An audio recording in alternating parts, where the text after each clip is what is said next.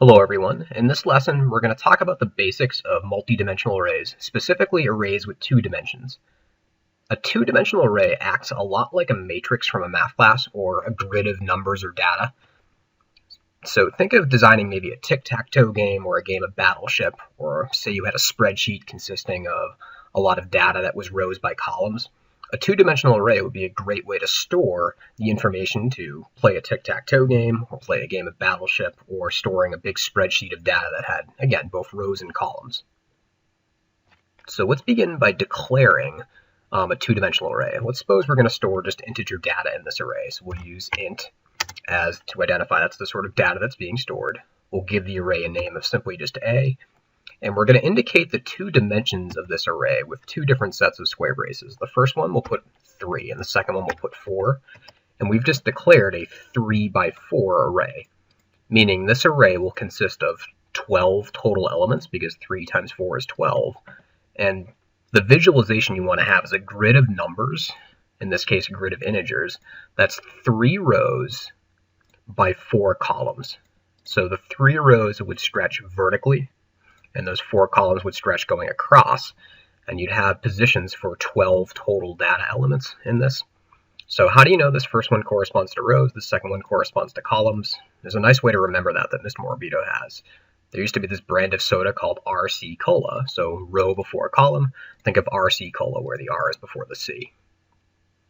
Now technically, C++ implements this as an array of arrays, meaning you can think of this as being an array of size 3, whose base type is also an array, but just with size 4. But that's really more of an issue when you start passing these two-dimensional arrays to functions. So for now, you want to visualize this as being a grid that's 3 rows by 4 columns. Again, just like a matrix in a math class. So that's simply just a declaration for an array.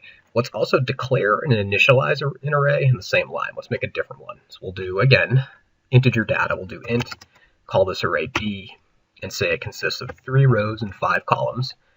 And we're going to be using a lists of lists to do this. So we're going to use a set of curly braces, and then another set of curly braces to identify distinct lists for each row of this array. So let's say the first row consists of the numbers 1, 2, 3, 4, and 5. Again, if this is 3 rows by 5 columns, each row would stretch across to accompany 5 total elements. And I'm going to skip a line here to emphasize the setup of this. So let's say the second row consists of just 6, 7, 8, 9, and 10. And the third row consists of 11, 12, 13, 14, and 15. So that uses a list of lists to initialize each row of this two-dimensional array. Again, the first row would become 1, 2, 3, 4, 5. The second row would get 6, 7, 8, 9, and 10, and so on. Now, to begin accessing and printing out and, say, changing elements of these two-dimensional arrays, you again need to remember that array indices begin at 0 and must stay less than the size of the array, meaning the subscripts you're allowed to use for the rows here would be 0 to 2, and for the columns would be 0 to 4. So say we wanted to print out this number 1 in the first row in the first column, the subscripts you need to use would be 0 and 0. Or this number 15 down there in the last row in the last column, you would use subscripts of 2 and 4 to access that element. So let's put a little example of that. Let's say we want to print out the element in the first row and second column. So we'll say first row, second column element. You would access that as B, square braces 0 for the first row, and square braces 1 for the second column. And again, let's compile this to make sure everything's good and show you that that works. So great, it does correctly access that element of 2 that's set up in the first row and the second column. Now, let's suppose we wanted to print out the entire second row, meaning we want to iterate across this row and print out 6, 7, 8, 9, and 10. That would be a perfect thing for a for loop. So let's design a for loop that would, again, iterate through that second row. So we'll start by saying it's 4. We'll introduce a counter variable, int I equals 0, we'll say. Now, going across that second row, I would need to go and stay less than 5, and then I++. Again, going from 0 and staying less than 5 would iterate 5 times, which would print out all 5 of those elements. And then within this for loop, we'll put a cout statement for the correct element within the second row. So to access the element, say in the second row, you'd use B, and then square braces 1 for the second row, and then what would be changing is which column position you're in. Again, you're consistently going to stay within the second row, meaning that first subscript will be 1, and the column subscript would be changing. You'd use I, and then we'll put spaces after each one, and then put an end line at the end of this loop. And we'll also put a little message above this that clarifies what's going on. We'll say printing out the second row. So again, in your notes, you might want to clarify that that's what this for loop is accomplishing, printing out the entire second row. Again, we'll compile this, make sure everything's good. Okay, great. So it iterates across that second row.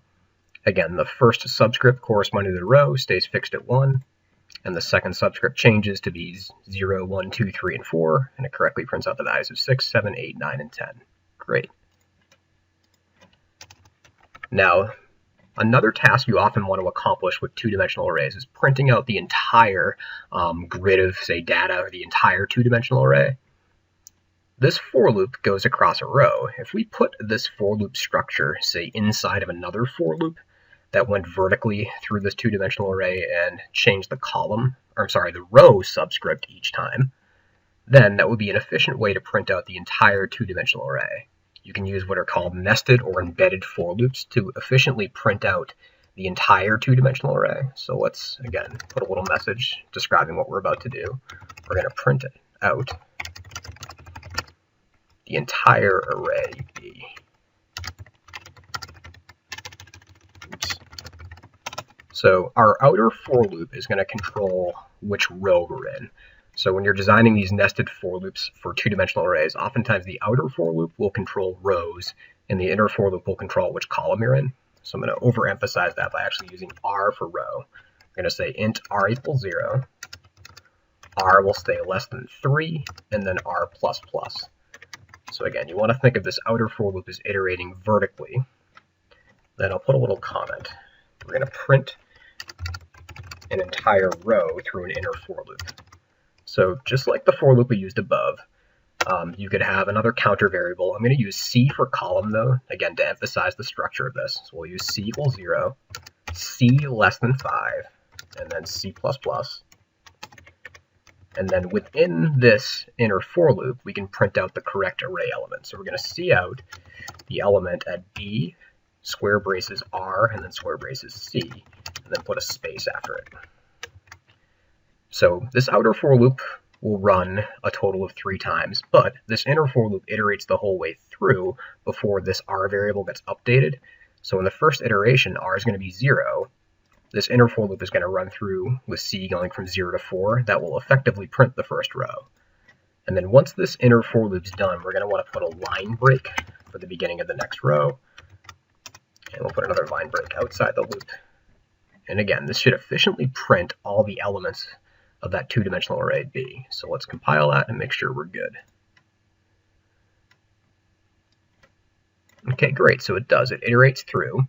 And you'll notice that when that variable R is 0, this inner for loop iterates through with R being 0 and prints out 1, 2, 3, 4, 5, the elements within that first row. Then R gets updated to 1, prints out the second row. R gets updated to 3 and prints out that third row. R gets updated to 2, prints out that third row. So again, things to be aware of. Array indices begin at 0. That does not change for a two-dimensional array. And rows before columns. So again, that's emphasized here with R and C. Think RC cola, rows before columns. And again, just be mindful of little syntax errors that you might make along the way. A common one is to accidentally use a comma instead of using the square braces around both dimensions. I've seen that happen a lot at first with two-dimensional arrays. And again, also, it's easy to forget that array indices begin at 0 with these two-dimensional arrays. You're oftentimes thinking of rows and columns. You have to, again, think that array indices begin at 0 and must stay less than the size. That means your subscripts for B should stay within the bounds of 0 to 2 and 0 to 4 for those two ones. All right, great. So the only thing we haven't really worked with yet is that array A that we declared up here in the beginning of the program. We never really worked with it.